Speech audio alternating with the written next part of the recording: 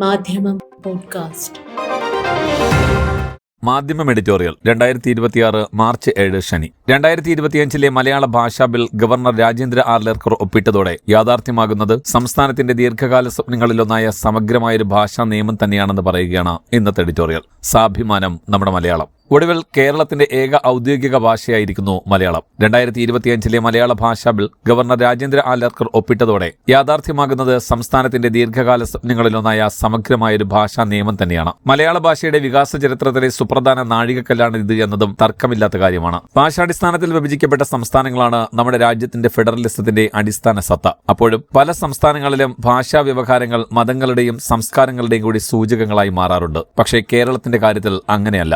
ഈ നാടിന്റെ സാംസ്കാരിക യുക്തി തന്നെയും മലയാളമാണ്. ആ നിലയിൽ മലയാള ഭാഷ ഒന്നാം ഭാഷയും ഔദ്യോഗിക ഭാഷയുമാകുന്നുവെന്നത് ചെറിയ കാര്യമല്ല. എല്ലാ കേരളീയർക്കും അഭിമാനിക്കാവുന്ന ചരിത്ര നിമിഷം തന്നെയാണിത്. 1969 കേരള ഔദ്യോഗിക ഭാഷാ നിയമം റദ്ദാക്കിയാണ് മലയാള ഭാഷാ ബിൽ നിയമസഭയിൽ അവതരിപ്പിച്ചത്. ആദ്യ നിയമപ്രകാരം മലയാളവും ഇംഗ്ലീഷും കേരളത്തിന്റെ ഔദ്യോഗിക ഭാഷകളായിരുന്നു. പുതിയ നിയമം വന്നതോടെ ഏക ഔദ്യോഗിക ഭാഷ മലയാളമായി എന്നതിനപ്പുറം സംസ്ഥാനത്തെ മുഴുവൻ സർക്കാർ എയ്ഡഡ് വിദ്യാലയങ്ങളിലെയും 1 മുതൽ 10 വരെ ക്ലാസുകളിൽ മലയാളം നിർബന്ധ ഒന്നാം ഭാഷയുമായി. മലയാളത്തിൽ ഏകീകൃത ലിപി വിന്യാസം കൊണ്ടുവരിക, സർക്കാർ ഉത്തരവുകൾ സമ്പൂർണ്ണമായും മലയാളത്തിലാവുക തുടങ്ങിയ ലക്ഷ്യങ്ങളും പുതിയ നിയമം പ്രാബല്യത്തിൽ വരുന്നതോടെ സാക്ഷാത്കരിക്കപ്പെടും. കൂടാതെ ഭരണതലത്തിലും സമൂലമായ മാറ്റങ്ങൾ ദൃശ്യമാകും. ഈ നിയമത്തിന്റെ ആത്യന്തിക ലക്ഷ്യം ഏത് സാധാരണക്കാരനും അധികാരത്തിന്റെ ഭാഗമാകാൻ കഴിയുന്നതും മാതൃഭാഷയെ പ്രാപ്തമാക്കുക എന്നതാണ്. പെട്ടെന്നൊരു നാൾ ഉണ്ടായതല്ല ഇങ്ങനെയൊരു നിയമം എന്നതും ഓർക്കേണ്ടതുണ്ട്. സുദീർഘമായൊരു സമരത്തിന്റെ കൂടി ചരിത്രം അതിനു പിന്നിലുണ്ട്. ഐക്യ കേരളത്തിലെ ഭാഷാ സമരങ്ങളുടെ സ്വാഭാവികമായ പരിണിതിയായും ഈ നിയമത്തെ കണക്കാക്കാം. കഴിഞ്ഞ 20 വർഷത്തിനിടെ മലയാളത്തെ ഒന്നാം ഭാഷയാക്കാനുള്ള സംഘടിത ശ്രമങ്ങൾക്ക് കേരളം പലതവണ സാക്ഷിയായി. ഐക്യ മലയാള പ്രസ്ഥാനത്തിന്റെ നേതൃത്വത്തിൽ കേരളത്തിൽ നടന്ന സമരങ്ങളൊക്കെയും ശ്രദ്ധേയമായിരുന്നു. 2010 തിരുവനന്തപുരത്ത് സെക്രട്ടേറിയറ്റ് നടയിൽ മലയാളം ഒന്നാം ഭാഷയാക്കുക എന്ന ആവശ്യവുമായി നടന്ന സമരമാണ് അതിൽ ഏറ്റവും പ്രധാനപ്പെട്ടത്. ഏതാനും മാസങ്ങൾക്കുള്ളിൽ മലയാളം ഒന്നാം ഭാഷയാക്കി അന്നത്തെ മുഖ്യമന്ത്രി VS അച്യുതാനന്ദൻ ഉത്തരവിറക്കി. തുടർന്ന് വന്ന ഉമ്മൻചാണ്ടി സർക്കാർ മലയാള സർവകലാശാല യാഥാർത്ഥ്യമാക്കി. 2013 മലയാളത്തെ ശ്രേഷ്ഠ ഭാഷയായി പ്രഖ്യാപിക്കുകയും ചെയ്തു. അപ്പോഴും മാതൃഭാഷ സെക്രട്ടേറിയറ്റിനും കോടതിക്കും വിദ്യാലയങ്ങൾക്കും പുറത്തായിരുന്നു. ഈ ഘട്ടത്തിലാണ് മലയാളം ഭരണഭാഷയാക്കുക എന്ന ആവശ്യം ശക്തമായി ഉയർന്നത്. 2015 ഡിസംബർ 17 കേരള നിയമസഭ മലയാള ഭാഷാ ബിൽ ഐക്യകണ്ഠേന പാസാക്കി. പക്ഷേ അതിൽ ഒപ്പിടാൻ ഗവർണർ തയ്യാറായില്ല. ഏതാണ്ട് 10 വർഷത്തോളമാണ് അത് രാജ്ഭവനിലും രാഷ്ട്രപതി ഭവനിലുമായി പൊടിപിടിച്ചു കിടന്നത്. പിന്നീട് ബിൽ പഴുതുകളില്ലാത്ത വിധം മാറ്റി തയ്യാറാക്കിയാണ് ഇക്കഴിഞ്ഞ ഒക്ടോബറിൽ വീണ്ടും സഭ പാസാക്കിയതും തുടർന്ന് ഗവർണർ അംഗീകാരം നൽകിയതും. ഇത് പറയുമ്പോൾ ഗവർണർ കേവലം അങ്ങ് ഒപ്പുവെച്ചു എന്ന് തെറ്റിദ്ധരിക്കരുത്. ബിൽ പാസായ ശേഷവും അത് യാഥാർത്ഥ്യമാക്കുന്നതിനായി തലസ്ഥാന നഗരിയിൽ ഐക്യ മലയാള പ്രസ്ഥാനത്തിന്റെയും വിവിധ സാംസ്കാരിക സംഘടനകളുടെയും നേതൃത്വത്തിൽ ശക്തമായ സമരം സംഘടിപ്പിക്കപ്പെട്ടിരുന്നു എന്നതോർക്കണം.